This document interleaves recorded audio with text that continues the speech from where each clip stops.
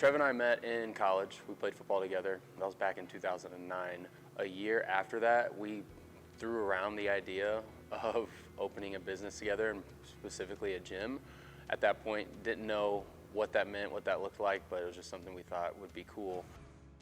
After college, we kind of both went a little bit different ways. We stayed in touch, obviously, but I went into corporate America. He pretty much went directly into the fitness industry, and I did that for about 5 years before I started getting interested in coaching fitness at a CrossFit gym.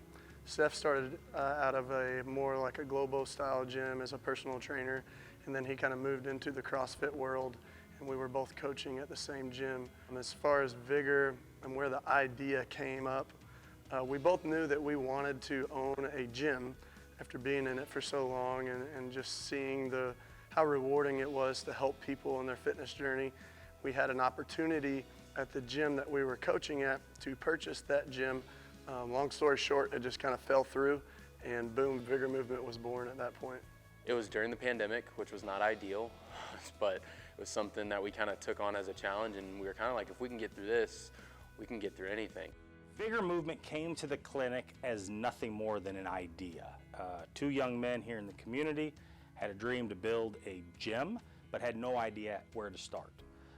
We had the opportunity to work side by side with them and help them create the appropriate entity, create the liability documents that may be needed in a setting like that, and then sit back and watch that business flourish. Don actually was a member at the old gym that we were at, and we knew that he was a professor at law school at Mizzou. So when we got into that process, we kind of seeked out his guidance. When the opportunity arose to purchase that one, we went to him and was like, hey, we might be doing this. Honestly, if not for Don, Vigor may very well not have existed. It was just cool to have that as an option. I don't think a lot of business owners have that luxury of having that assistance, especially a personal connection like that. So that was cool, and I know for him, letting the students have an opportunity to work with a business is a big part of what they do over there. So it was kind of win-win for everybody. So one of the most important benefits the law students receive participating in the clinic here is actually working with real-world clients. They'll spend the previous 2 years in their law school career in most of the lecture halls and not interacting with the public. They have an opportunity here in this clinic prior to joining a law firm or practicing law somewhere else, actually working with real clients. You know, it's rare that law students get to have, one-on-one client meetings, to engage with clients, to have to identify and diagnose the problems or the issues in real time. And that's, again, a unique opportunity that the ELC gives you.